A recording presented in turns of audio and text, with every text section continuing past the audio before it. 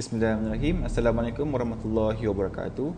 My name is Hayyul Qushairy bin Halim and I am from DEC60. Today, I will be presenting my first commentary video on social deviance.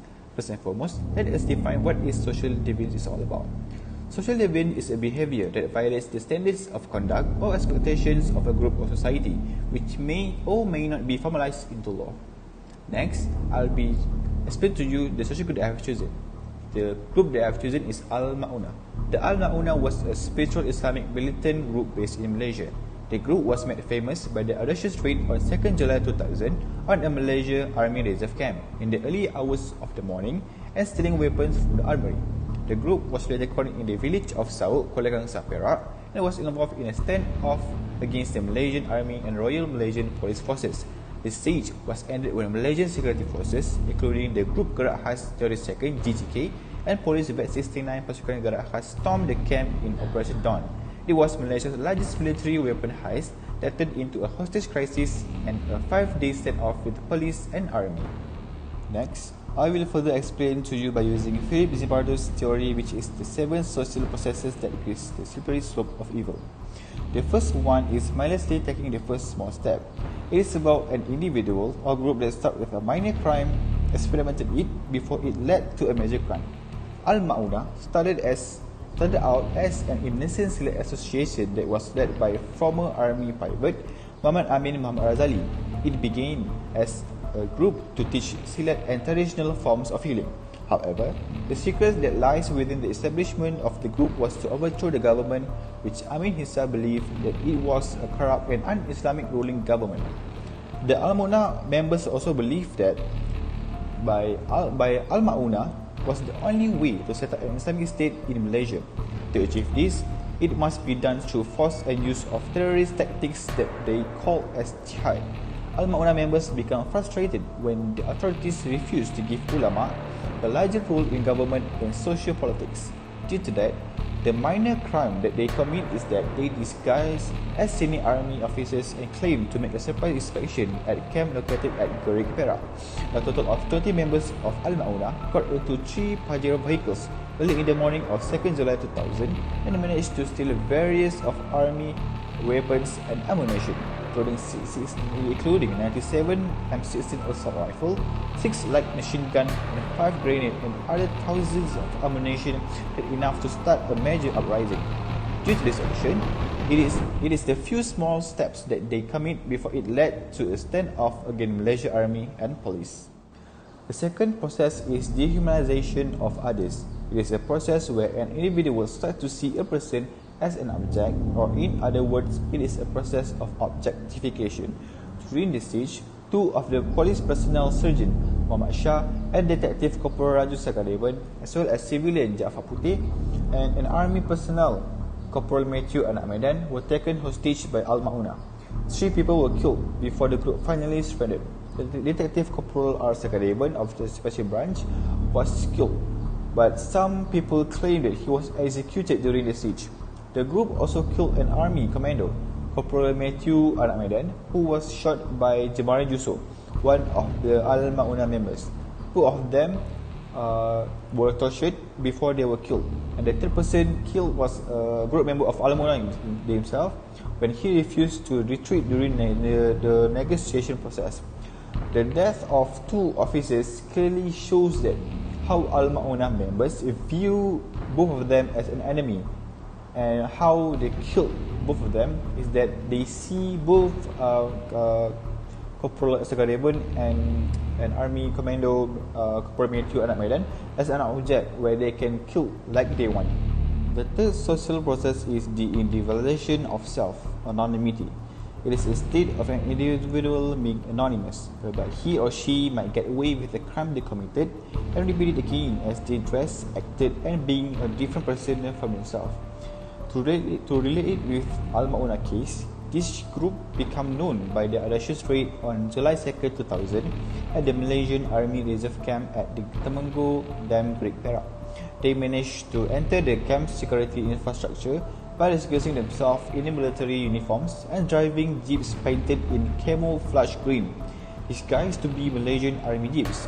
Masquerading as senior army officers, they claimed to making a surprise inspection of the Battalion 304 in the Regiment Askar Wataniah Malaysian Army Reserve Camp.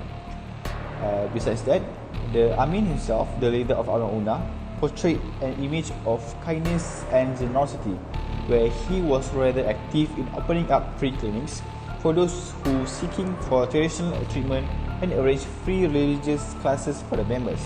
Apart from that, from the perspective of his followers, Amin was a powerful shaman, a mystic man who possesses supernatural martial art abilities. To some fanatic followers, they claim that Amin is a saint, which is a representative of God.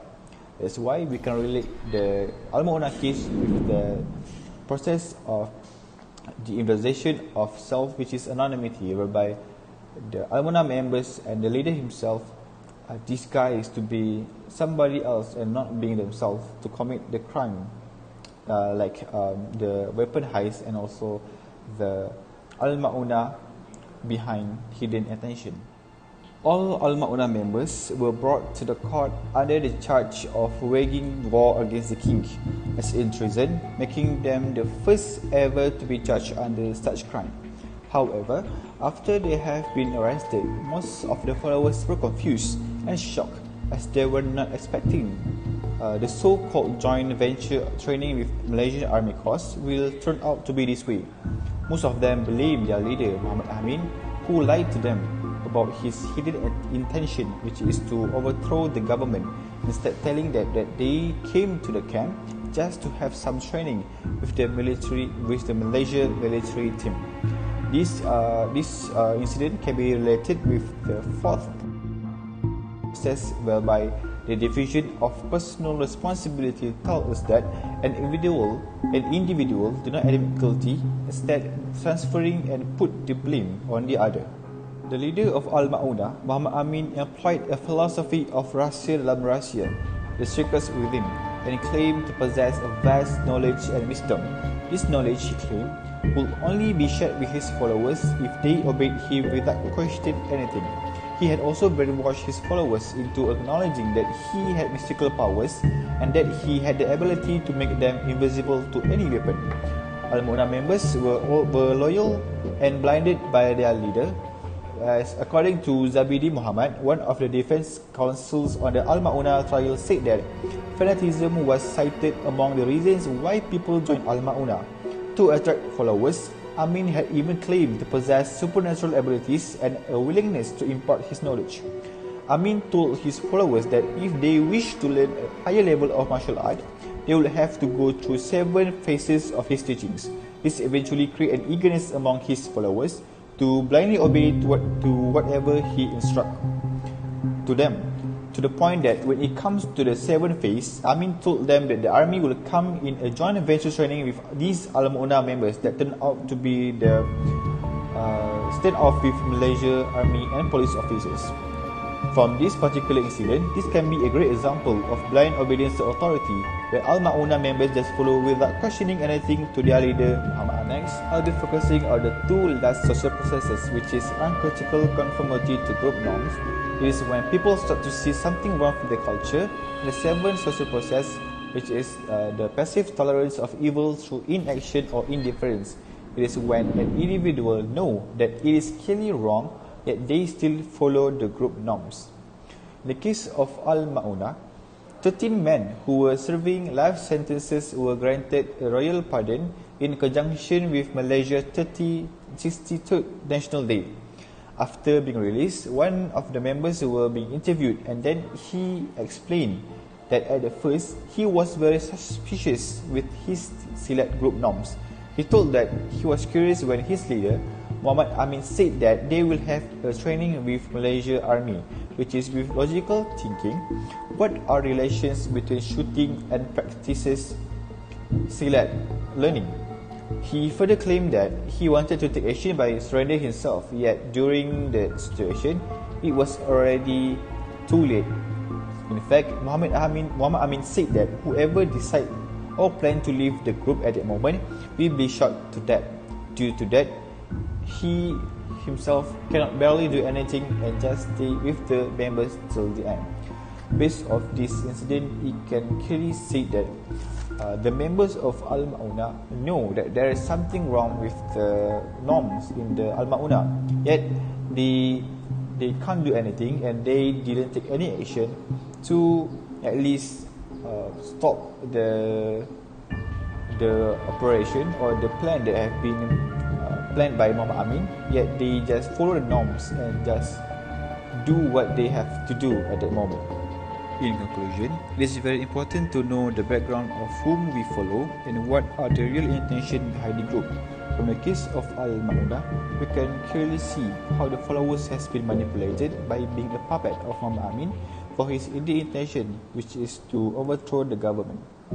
Based on Philip Zibardo's theory, we can get to investigate and realize on why did they commit the social deviance, and I believe that through this theory, we can get to understand people and the society better.